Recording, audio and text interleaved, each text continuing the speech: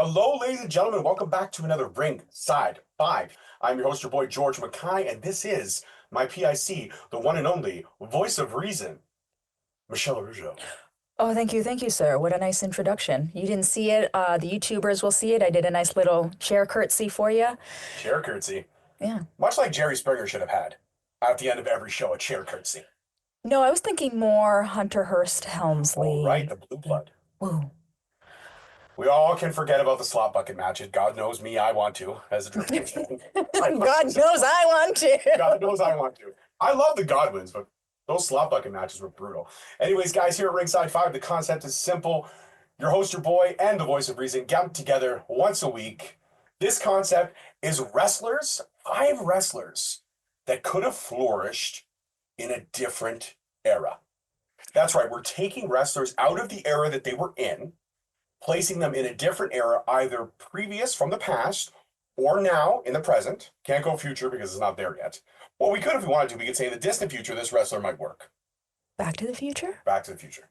Part 2 was great. I love part 1, but part 2 was great. Part 3, we all know fell flat. I'm sorry, you cannot turn a train into a time machine. DeLorean I buy, a train I don't. That's neither here nor there, George. It is. Time travel is a serious thing. Okay. All right? We're almost there. George is a quantum physicist now, you guys, if you didn't I love know. Quantum Leap. Did you ever watch Quantum Leap? Yeah. Solid. Sliders. Remember Sliders? Oh. Jeremy O'Connell. Yeah, Sliders is solid. 5 seasons. I'm gonna have Sliders. to look that up. Yeah, See where I can catch that. weird. Anyway, Disturbing. disturbing. Random words like that. Okay, so anyway, 5 wrestlers in different time periods, and I got 1, 3, and 5 this week. Michelle has 2 and 4. Now the cool thing is that 5 intersects with 2.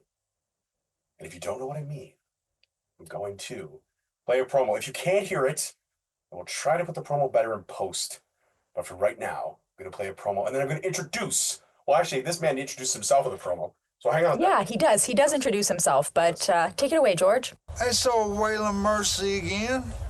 As you can tell, I'm out here at the park, around the picnic area, waiting for all the people to come in. Shortly after a while, they'll be out here with their children, with their fried chicken and potato salads and some hot dogs, surely some hamburgers to go along with all that stuff. And the kids, they'll be running around here having a good old time. And then after a while, the kids will get on the parents' nerves, and the parents will start yelling and screaming, and then load up everything, put the children in the back daggum seats. Then they'll go home, and then they'll tell all their families and friends what a great time they had at the park and what a great picnic it was. Well, let me tell you something. Waylon Mercy knows how to throw a good picnic. And when I get into the ring in the WWF,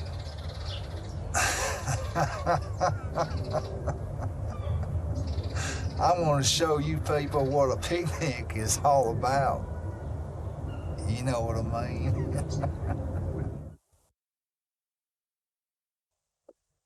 A little terrifying. God, it's with a tear in my eye. I'll tell you. Now, Waylon Mercy, if you don't know, showed up in the early 90s. Waylon Mercy wore Hawaiian shirts. Waylon Mercy had slick black hair. Waylon Mercy had a knife tattooed in the middle of his forehead. Waylon Mercy was Bray Wyatt before Bray Wyatt was Bray Wyatt.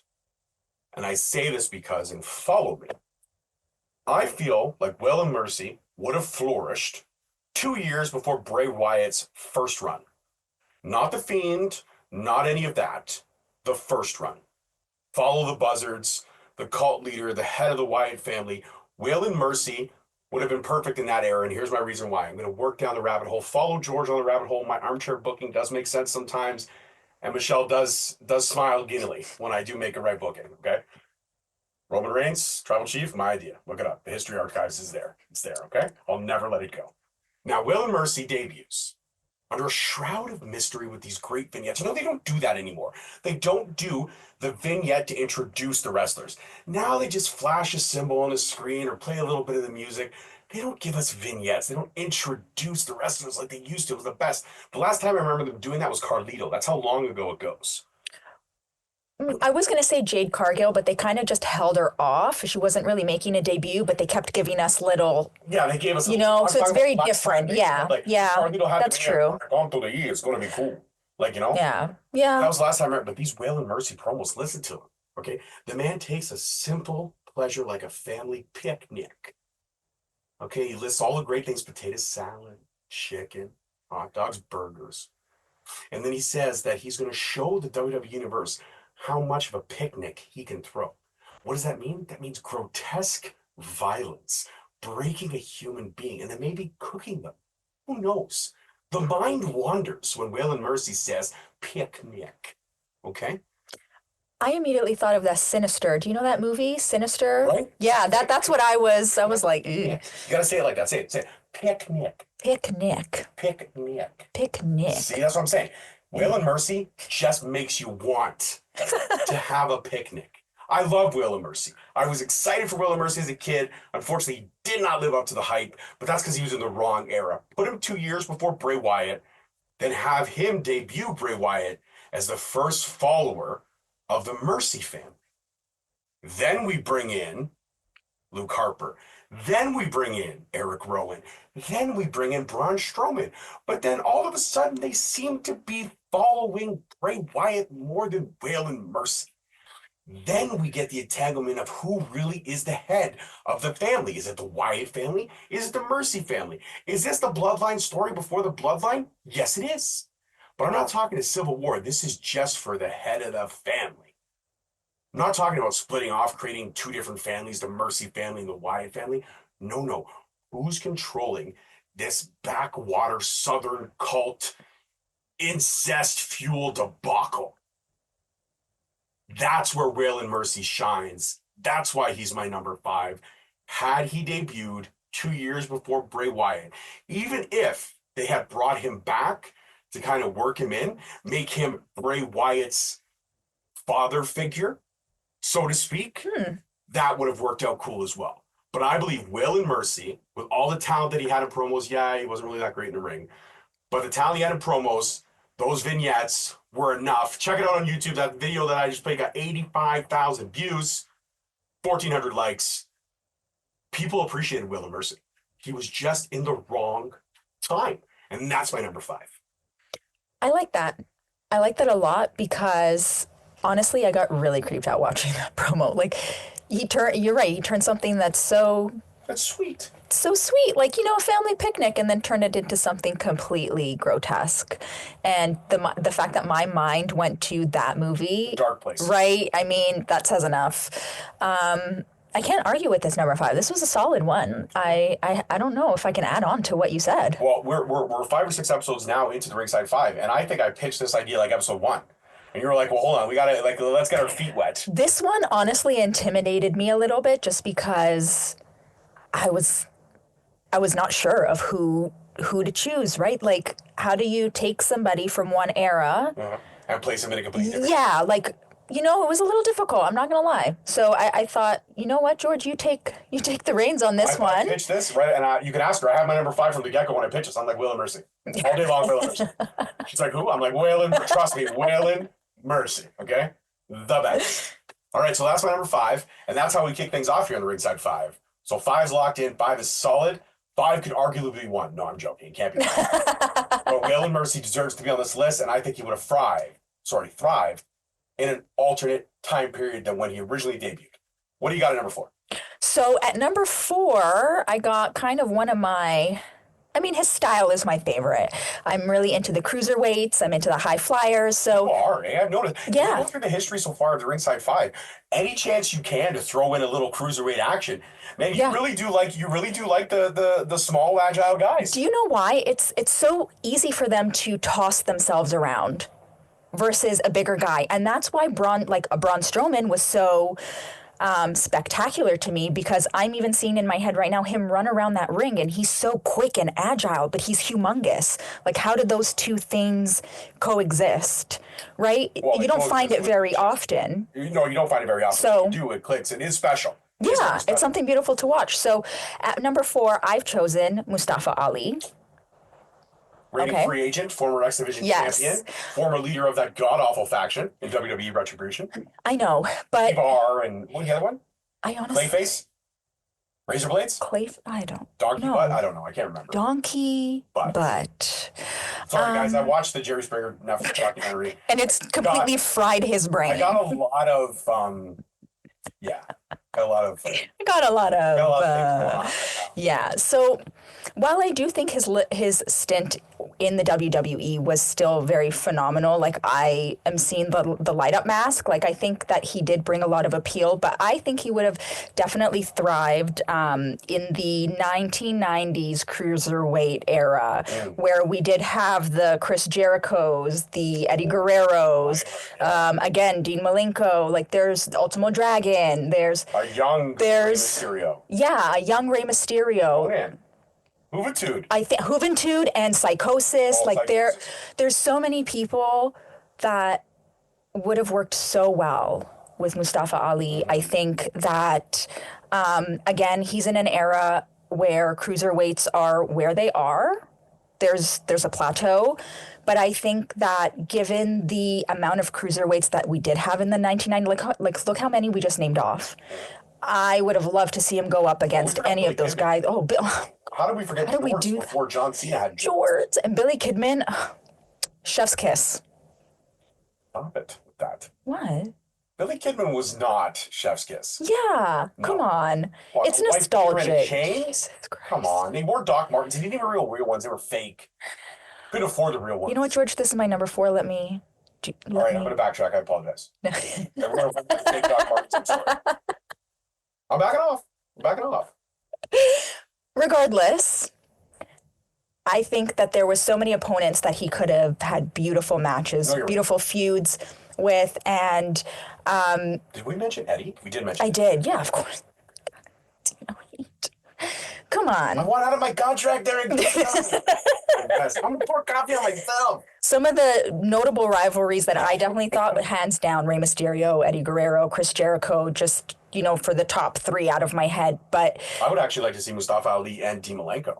Right? Yeah. Right? Like, I don't know. I just think that he could have really thrived in that time, where cruiserweights weren't necessarily at the top of the totem pole, but they were the heat. They brought it. So I'm locking it in. And I think that Mustafa Ali, being a workhorse, he would have thrived. Was able to sit down with him on his indie run. Nicest cat in the world. I was going to bring that up, yeah. Great dude. Great guy. One of the many hosts' last interviews that she did in her circuit before she kind of put the mic on hold and focused on school. But yeah, man, Mustafa Ali, you're right. I love it. I enjoyed number 5, but I really like number 4. Not taking anything away from Wayland. Never. I love me some Wayland. But Mustafa Ali, Cruiserweight Division, 90s WCW. Yeah, sign me up. I'm in. I see it working. And you know what? That would have been a kind of history making at that time, because he would have been one of the few representations from that side of the world in that time period. No, hands down. That's only like right? 2 or 3 in that time period. He would have been one of them. And the way that they were represented at that time were not very racially inclined. A lot of things were back then. So I just think that, I think he would have been phenomenal. And like, just being able to see him in ring was like, it was beautiful to watch. Again, the nicest guy, took time with my little cousin, gave him like absolute sweetheart of a guy. And in ring, incredible in ring ability. So yeah. Love it. I'm happy with number 4. Number 4 also flows with the wrestler who was there in the Ruthless Aggression era. Okay, he was a man that had charisma, a man that had a microphone that would come down to the center of the ring, and he would introduce himself as Mr. Kennedy. And then when he went over to TNA, Mr. Anderson. I like that he kept the whole, like, the Yeah, gimmick is changed. I love it. The Kennedy. Yeah, I love it. Kennedy rolled off the tongue a little easier than Ann. Well, because Kennedy is Vince's middle name as well. 100%. Yeah, that's where the Kennedy came from, of course. So, but you know what? So I'm going to take Mr. Kennedy. I'm going to pluck him out of the Ruthless Aggression era, and I'm going to put him in the good old 80s. That's right. I'm going to take Mr. Kennedy because I feel like this shtick would have thrived in the 80s. I feel like Mr. Kennedy would have been a main eventer in the 80s. I feel like Mr. Kennedy could have easily been worked into any matches with the Ricky Dragon Steamboats, with the Macho Man Randy Savages, with the Hulk Hogans, with the Andre the Giants. I think Mr. Kennedy would have flourished in the early 80s to even late 80s, maybe even to the early 90s. I think Mr. Kennedy would have had a solid 10 years of staying power. I imagine what Kennedy could have done with a Rude. I imagine what Kennedy could have done with, so I imagine the promo battles that Mr. Kennedy would have had with a Jim Cornette, with a Brother Love.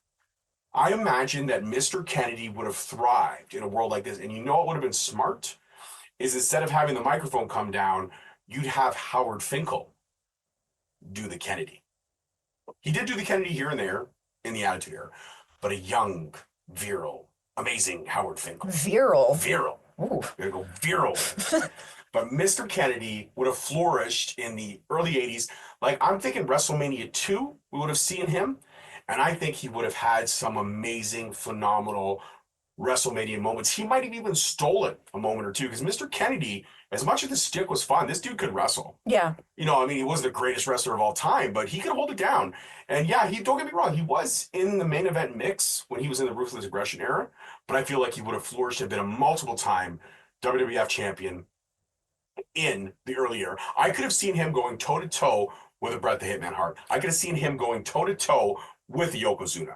I could see Mr. Kennedy thriving in those early days of the F.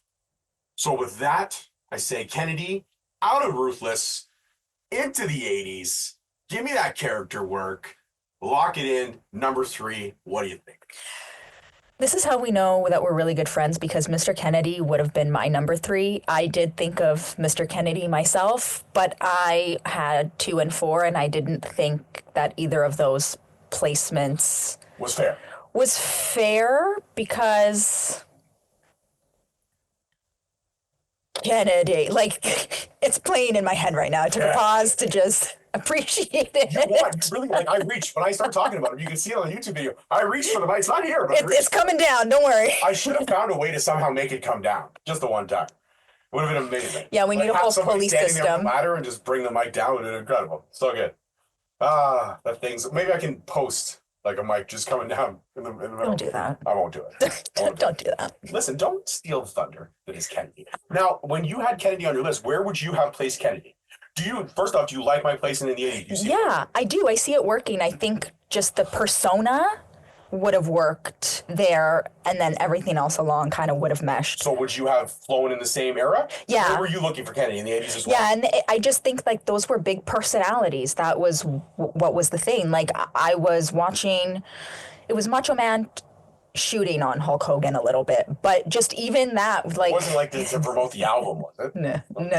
That album? No, he was just talking about their beef and how like Hulk Hogan would never say stuff to him face to face. It's yeah, right, and he says that in the video as well. But just it's that larger than life personality. It's that commanding voice, that commanding energy that I think he would have definitely flourished in the 80s. And again, I didn't pick him because I think the number 3 spot is like solid for him. Yeah, because the number 3 is like we're again yeast. We're rising, and I don't think Kennedy at 4. I don't think is fair for him. No, and I'm not saying he's not easily justifiable for 2, but I think 3 is perfect. Yeah, and I think Kennedy in the 80s would have been a multiple-time WWF champion. Yeah, I think so. 100%. I think he actually would have been a Grand Slam champion. I would have given him everything, all of it.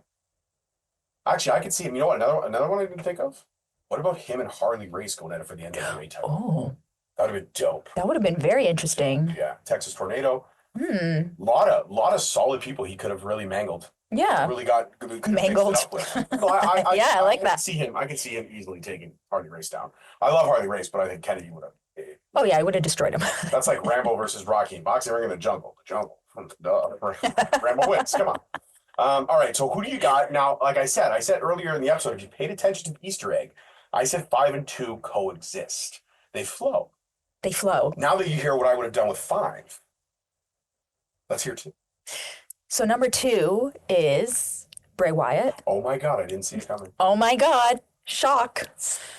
So I think Bray Wyatt did phenomenal in First his run run, and like second run. 1,000,000%. But I think Got the autograph right there.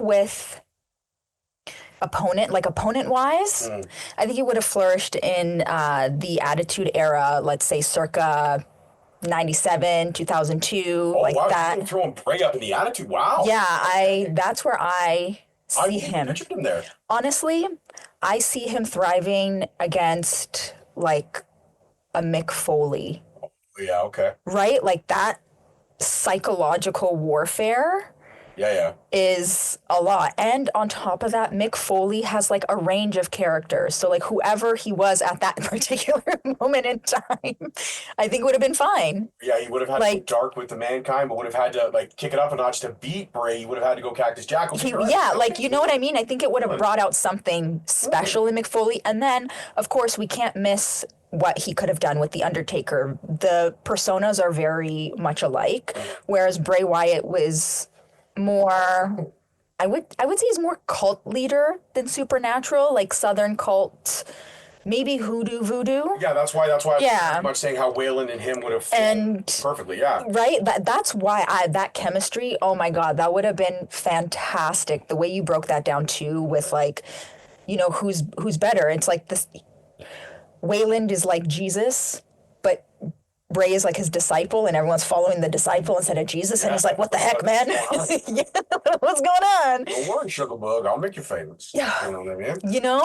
So Let's go on a picnic. I think his psychological warfare, even up against like a Stone Cold Steve Austin, like messing with him, like I think, Early Kane, yeah. right? I can actually see it. Because the magic that Bray had with John Cena, like I really enjoyed that. Like I really did enjoy that. And So you mean like going like literally taking everybody and like going through their psyche, yeah, and like really just hitting them hard. yeah, And you know, back in the day, everything was so unhinged that he could have brought up the domestic abuse charges. He could have brought up right, exactly. He could have went incredibly dark Yeah. and really like just ran with it. Like One person that could have beat Bray Wyatt in the Attitude Era. who do you think that would Steve be? Blackman. Ooh. Because Steve Blackman was so mentally tough trained that he wouldn't let Bray Wyatt fracture his psyche. Yeah. Could you imagine Bray Wyatt with Al Snow? Oh my God. Oh my God. Could you imagine Bray Wyatt in Head? Head's talking to me now. She doesn't talk to you. Oh, the buzzards. And the head. It's talking to me now. So good, man. But I just think that like the matchups that we could have seen, the what was the House of Horrors match? I always saw potential in the House of Horrors. Everyone shit all over it, but I always saw potential. That House of Horrors match could have easily translated over to the Attitude Era as well. That could have easily been like that match would have flourished in that era because you're right, because Vampiro had the graveyard match. Yeah. It never held up. Right? Never held up. So it could have been like a second coming of that or something, you know? But he would have probably done a little bit better. Of course. Than, you know, whatever. But you know what? Honestly, when you said Attitude Era, I was like, I don't see it. But then you broke it down and I'm seeing like, yeah, if you went dark like in the psyche and like because it was so off the rails that you could get away with things like that, you're right. Bray Wyatt, not Firefly Funhouse Bray Wyatt. We're talking No. First the original, yes. Yes, I'm in. And then he could have evolved for sure, but yeah, 100. Oh my God, I'm seeing it now. I am. I'm seeing it too. I'm seeing it all. Beautiful. And then everyone went on a picnic with the salads and their hot dogs. I don't want to be on that picnic. I'm okay, thanks. You know how, if I was Waylon Mercy, you know who I would have came out to? Like my first debut song, or even Bray Wyatt back then. Who? The teddy bears on ribbon. Yeah, and that would have creeped people out so much. What a lot of wet diapers in the audience like, that night. Yeah. Little kids, like how Michelle was Deathly terrified of the Undertaker. That would have been, yeah. That's Now, what I was thinking of. Like but the that's thing not- of nightmares. This is not a mental health podcast, guys. This is just a wrestling podcast right now. We're not going to get into that childhood trauma. But you know what? I dig it. I dig Nice. two. I dig where you put it. Solid. And now that leaves me with a big number one. And my number one is tag team. Ooh, Yes. you know that we love those. Everybody knows. Any chance I can get to talk a little tag team wrestling, I would. Now, my tag team is somebody who's had a lot of success in their run in WWE and in their run in Limbo. They've had a lot of success, a lot of great matches. They multiple time tag team champions. I'm a big fan of this tag team. But I'm a big fan of this tag team, what they did in their run, very successful, but what they could have done had they been in the 80s. Ooh, Because FTR, or as we know, the Revival, their whole shtick was 80s wrestlers in a modern day period. But what if these were two 80s wrestlers in the 80s? ooh, These guys would have ran roughshod over almost everybody. And I could see FTR going at Tully Blanchard and Arn Anderson for the tag team titles. I could see FTR running roughshod over, because tag team in the 80s, so good. A lot of throwing together tag teams, but so good. I could see him with the Hollywood Blondes. I could see there's so many different tag teams that I could see these guys mixing it up with. yeah. And I feel like FTR in the 80s, don't get me wrong, FTR had a great, much like Bray Wyatt, a lot of success, great run. We're talking about what if we were to take these wrestlers out of the era they're in now and put them in a different era, would they have the same effect? And I feel like they would have. I feel like these guys would have been multiple tag team champions. I'm seeing what they would have done with like the Nasty Boys. Ooh, I'm seeing what they would have done with the Rock and Roll Express. yep. I'm seeing what they would have done with the Freebirds. Like, I'm talking late 70s, early 80s. That's the era that I'm putting them in. I would even put them up against the Rockers, man. Marty Jannetty and Shawn Michaels. I think Yeah. FTR would have flourished. And they also have those tandem tag team finishes. I love the tandem tag team finishes. We love it. So FTR in the, I would say 75 to 85, I would even give them 15 years. Like, even 75 to like 90. Hall of Fame career, 150%. They would have ran roughshod over any tag team division they were in, and they would have won all the gold. Okay, they would have been everywhere. FTR was built for that era. Cash Wheeler, Dax Firewood, give me some. Got them up right up there, the autographs. I have so many different versions of these. I love these guys. I was a big FTR guy from NXT. The stuff they did with DIY was great. I loved FTR. I love the Revival when they were here. I didn't think their main roster run was very fair to them. And I love them, obviously, what they did in Limbo. That was one of the only few reasons I still watch Limbo. So, FTR, 75 to the 80s. Man, I'm just picking Freebird Rules. I'm thinking Freebird Rules, maybe we add a third member to the Revival. Fist to faces, boots to asses. That's the moniker. That's the style. Hard hitting. But what they would have done with Tully and Arn would have been Yeah, that would have been an absolute barn burner. Like that. I'm trying to play it out in my head because just You can't. they would be beating the crap out of each other. That's what I'm saying. We're talking to go 60 minutes. Yeah. This would be a series of 7, best of 3. Yeah. There's a lot of meat on this bone. Yeah. But For sure. I just imagine Dax and Arn just staring each other down. Imagine Tully and Cass just cracking their necks. God, I love wrestling. Telling you, man. FTR, the Revival, whatever you want to call them, in circa 70s, 80s, money, man, money. Okay, Yeah. And that's when wrestling was wrestling. Okay, that's what it was. A lot of people were like, oh, the 90s was great. 70s and the 80s, though, that's where it was at. That's where it was at, man. Yeah. I can't lie. Like, I was born in the early 90s, but everything I remember from wrestling is like just before I was born. Like, that's, because that's when my family was watching, my uncles were growing up. Like, so. You know what I would see? I see a great 6-man right now. How about this? Ooh. Roll with me on this. Okay. Tully, Arn, Ric Flair Ooh. versus FTR and Harley Race. Oh, see, because when you mentioned a third, I was going to ask who would be their third and who. Race. Oh, okay. And then, what if we, instead of having tag team, what if we had a trios back in the day? Imagine the Freebird rules. Imagine Freebirds, what they would have done with it. Rock and Roll Express. Yeah. Like, there's just so many options. And that's when tag team wrestling was tag team wrestling. The Von Erichs, even too, they were mixed up in there. Like, you know what, man? Honestly and truly, yeah, I think FTR would have flourished and made a lot of money in the 70s and the 80s. But I think that their rivals would have been Tully and Arn. Yeah. Tully and Arn, the Four Horsemen, they would have rivaled those guys 150%. So FTR, locking in number 1. You liking it? You digging it? I am digging it, especially because it is so symbiotic. Makes sense, right? Right? Like they were the 80s kinds of wrestlers, very hard hitting. Even like all their personas is definitely 80s tag team wrestling. So to put them in an era where they clearly very much want to be, Makes logical sense. right? It makes logical sense. You can't fight these things. You cannot. It tracks. All right. And on that note, that's it for this episode, Ringside 5, obviously on the Huge Pop Hub. Check us out there. Every Monday, we switch the day from Sunday to Monday now to be Mondays. So every Monday, you'll find us on the Huge Pop Hub. But as always, I'm your host, your boy, George Wakai. You follow me everywhere. Straight Talk Wrestling on all the socials. Straight Talk Wrestling on YouTube. Straight Talk Wrestling on Instagram. Straight Talk Wrestling on Facebook. I don't know if anybody even uses Facebook anymore.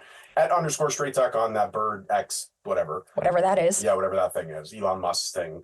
And TikTok Straight _ Talk _ Wrestling. So check us out. Hit us up in the DMs. Let me know your thoughts. Let us know your opinions. Like I said, if you got a concept you want us to discuss, you want to hear our opinions, fire away. We're always down for that. And Michelle, of course, you can follow her. Go ahead, list your socials.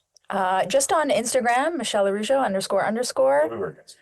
No, but honestly, I would love to hear your opinions. Maybe we can get into a top 5. Let us know what you want to hear or what you think should be a topic or an episode that we should break down. Yeah, and let us know which episodes you like, what you didn't like. Let us know you like this one, because I think Will and Mercy. Okay, this actually was my favorite episode, and you were worried. You felt pressure on this episode, but I think you knocked it out of the park. Thanks, man.